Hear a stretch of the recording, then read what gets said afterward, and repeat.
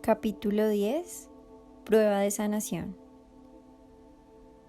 Varios días después de salir de la unidad de cuidados intensivos, empecé terapia física para fortalecer mis músculos. El primer día que pude caminar por el cuarto, la enfermera me llevó al baño para que me pudiera ver en el espejo. Tan pronto vi mi reflejo esquelético, mi corazón se derrumbó. Era la primera vez, desde que salí del coma, que me sentía descorazonada. Le pedí a la enfermera que me dejara sola por unos minutos para tener algo de privacidad. Simplemente continué mirándome en el espejo. Casi no reconocía a la persona que me miraba. La mayoría de mi pelo se había caído por manojos.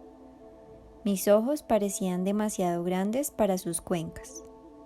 Mis pómulos eran pronunciados y tenía una curación en el cuello debajo de mi oído derecho que escondía una gigantesca lesión de piel abierta. Me mantuve absorta en mi propia imagen y empecé a llorar. Lloré, no por vanidad. Mi apariencia física no parecía tener importancia en ese momento. En lugar, sentía la misma tristeza profunda que cualquiera sentiría al ver a una persona en esa condición. Sentía dolor combinado con una profunda empatía.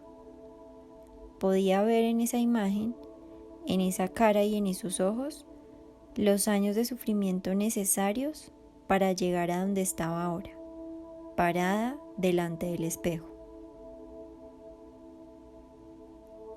¿Cómo pude permitirme pasar por tanta angustia? ¿Cómo pude causarme a mí misma todo este dolor? Pensé apesumbradamente. Sí, sentí que yo me lo había causado. Levanté mi mano hacia el espejo y al tocar la imagen de mi cara en lágrimas hice la promesa que nunca más me haría un daño semejante.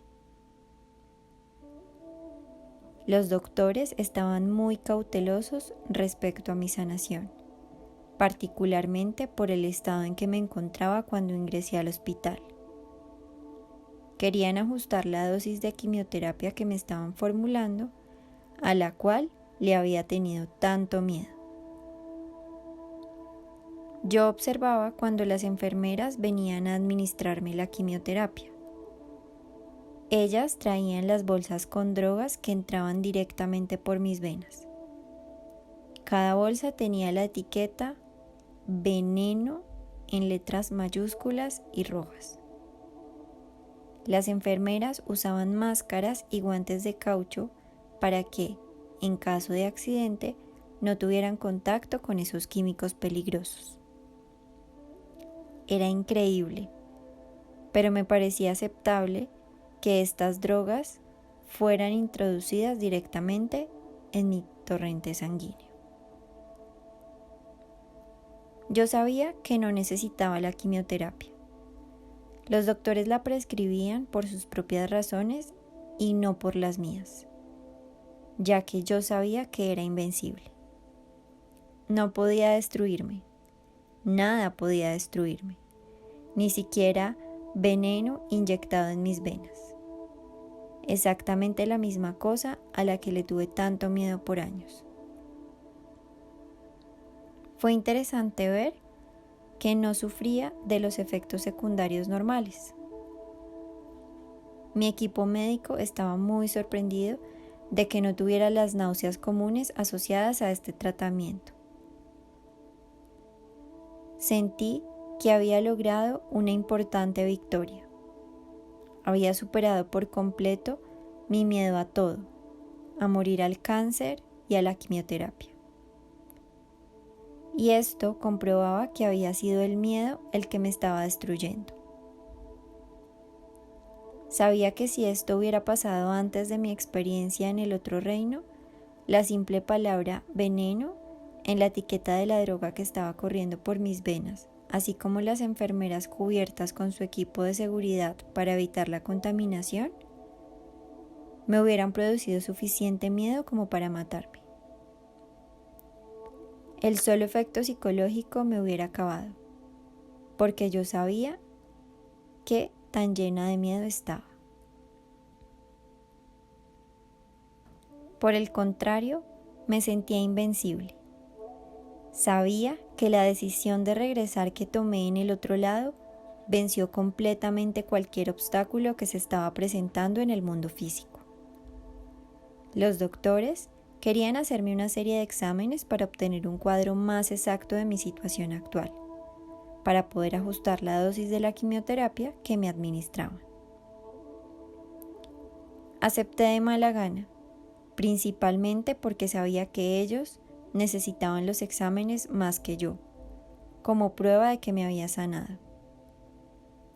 Pero también en parte porque yo sabía de antemano cuáles serían los resultados. Me sentiría victoriosa al probar que yo estaba en lo correcto. Sin embargo, los doctores estimaron que estaba todavía muy débil para soportar exámenes tan exhaustivos y decidieron dejarlos para las próximas semanas mientras yo continuaba mejorando y poniéndome más fuerte.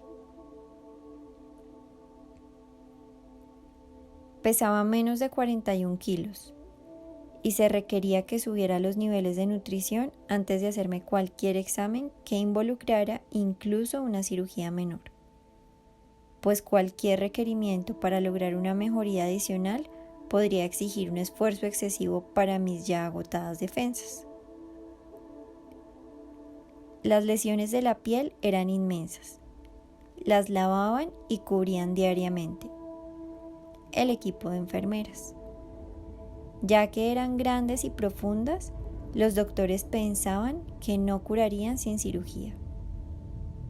Mi cuerpo no tenía la nutrición ni la fuerza requerida para recuperarse de heridas mayores, por lo cual un cirujano reconstructivo vino a dar su diagnóstico. Confirmó que mis heridas eran demasiado grandes para sanar por sí solas, ya que mi cuerpo no tenía los nutrientes necesarios para ayudar en el proceso. Sin embargo, pensó que todavía yo estaba muy débil para resistir la cirugía reconstructiva y solicitó que las enfermeras continuaran manteniendo las lesiones limpias y cubiertas hasta que yo tuviera la suficiente fuerza para el procedimiento. Todavía me faltaban músculos y carne en mis huesos.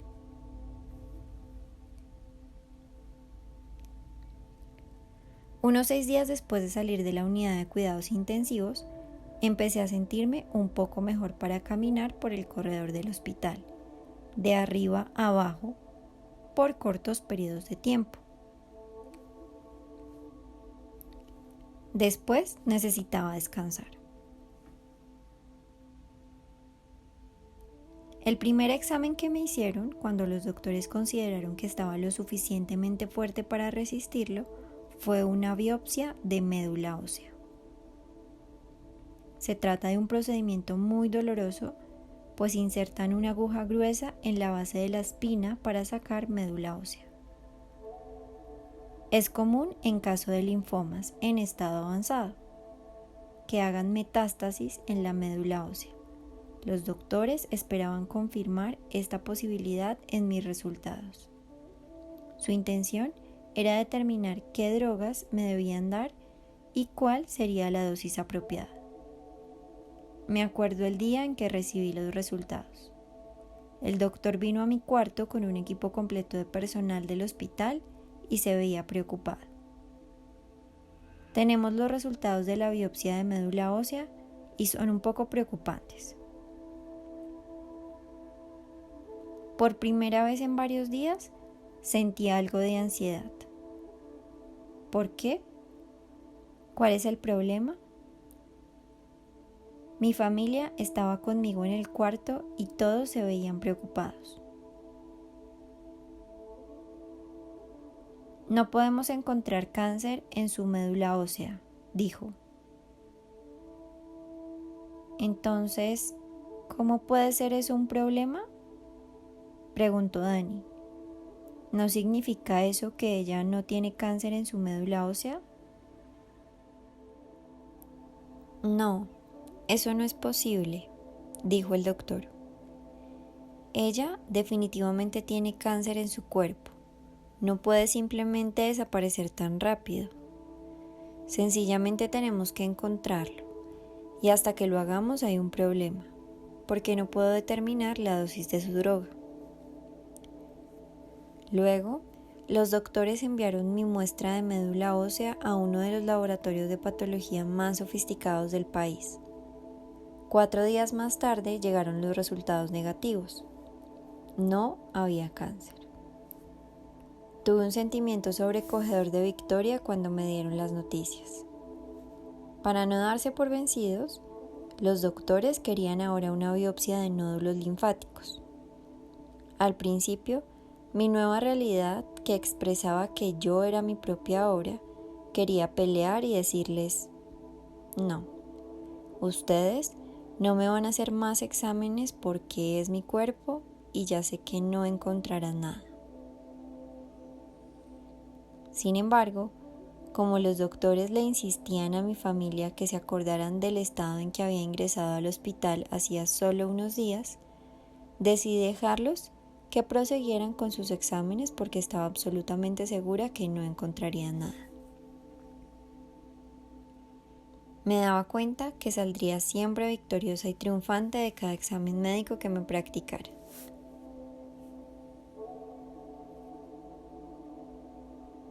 En realidad, le dije al doctor, haga lo que tenga que hacer, pero quiero que sepa que todos ustedes están haciendo esto para convencerse a sí mismos. Yo ya sé los resultados. Me dieron otros días para fortalecerme más para la biopsia que requería cirugía menor. Poco antes del procedimiento, me enviaron al departamento de radiología. El radiólogo tenía que usar equipo de ultrasonido para encontrar el nódulo linfático más grande y marcar el punto en mi piel donde el cirujano pudiera hacer la incisión para la biopsia. Acostada en la mesa del laboratorio de radiología, noté que mis primeros exámenes, tomados el día que entré al hospital, estaban expuestos en la caja lectora de rayos X y mostraban dónde se encontraban todos los tumores. El radiólogo notó en esos exámenes que mi cuello estaba repleto de glándulas inflamadas y tumores, así que pasó el ultrasonido por toda la parte de atrás de mi cuello hasta la base de mi cabeza. Luego lo pasó por los lados y finalmente hacia arriba y abajo en la parte anterior de mi cuello. Noté confusión y desconcierto en su expresión. Se refirió nuevamente a las radiografías anteriores y luego regresó donde yo estaba sobre la mesa. Me preguntó si podía usar el ultrasonido debajo de mis brazos. Yo le dije que sí, pero después de chequear esta área seguía desconcertado. Luego revisó mi pecho, la espalda y el abdomen. ¿Todo está bien?, pregunté. Estoy confundido, dijo. ¿Por qué? ¿Qué pasa? Yo tenía una sospecha de lo que estaba pasando. Perdóneme un minuto, me contestó.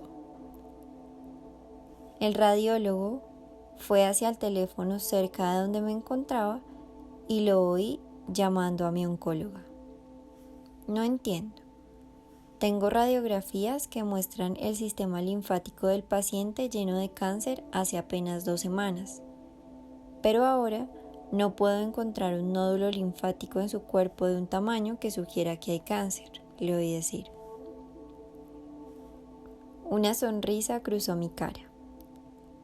Mientras él regresaba hacia la mesa, yo me senté y le dije, bien, entonces creo que me puedo ir ahora. No tan rápido, me respondió.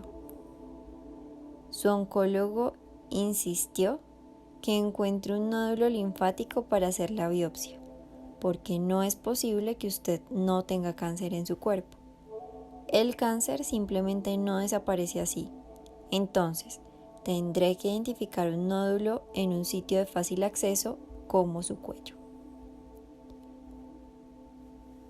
Procedió a marcar un nódulo en mi cuello, aunque no estaba inflamado. Me programaron la cirugía. El cirujano hizo una pequeña incisión en el lado izquierdo de mi cuello para remover uno de mis nódulos linfáticos. Como esto fue realizado bajo anestesia local, yo estaba completamente consciente. Realmente, me disgustaron las sensaciones molestas en mi cuello donde el doctor cortó el nódulo. Todavía recuerdo el olor de mi propia piel quemada cuando el cirujano cauterizó la herida. Pensé en ese momento que tal vez no era tan buena idea estar de acuerdo con que me hicieran este tipo de procedimientos. Sin embargo, una vez más, los resultados mostraron que no había rastros de cáncer. A este punto, realmente empecé a protestar por los continuados exámenes y las drogas, porque en el fondo yo sabía, sin lugar a dudas, que había sido sanada. También empezaba a sentirme impaciente por estar confinada en el hospital. Quería salir y empezar nuevamente a explorar el mundo, principalmente porque sabía que yo iba a estar bien. Pero los doctores se resistieron, insistiendo que necesitaba más exámenes y drogas. Me recordaban el estado en que me encontraba cuando fui admitida en el hospital. Si ustedes no encuentran cáncer en mi cuerpo, ¿por qué aún necesito esto?, les pregunté. Solo porque no encontremos el cáncer, no significa que no esté ahí. No olvide que usted estaba en estado terminal cuando entró hace solo unas semanas, me respondieron. Finalmente, me hicieron una tomografía de cuerpo entero. Y cuando los resultados mostraron que estaba libre de cáncer, mi tratamiento llegó a su final. Igualmente, para el asombro del equipo médico, los preparativos que habían hecho con el cirujano reconstructivo para cerrar las lesiones de mi cuello fueron innecesarios porque ellas sanaron por sí mismas. El día 9 de marzo de 2006, después de 5 semanas en el hospital, me dieron salida y regresé a casa. Era capaz de caminar sin ayuda, aunque todavía la necesitaba un poco al subir y bajar escaleras. Pero estaba en tal estado de euforia que los médicos escribieron realmente en letras grandes en la orden de salida del hospital: se permite la salida para ir a casa a descansar. No puede ir de compras o fiestas mínimo por 6 semanas. Pero yo no iba a aceptar nada de eso. Solo una semana más tarde, para mi cumpleaños en marzo 16, salí a mi restaurante favorito, Jimmy's Kitchen, a comer con mi familia para celebrar mi nueva vida. Y en la semana siguiente, el 26 de marzo, fui a la boda de una amiga. Para sorpresa de mis amigos, quienes sabían por todo lo que yo había pasado, bailé y tomé champaña, plena de felicidad. Sabía más que nunca que la vida era para vivirla con felicidad y abandono.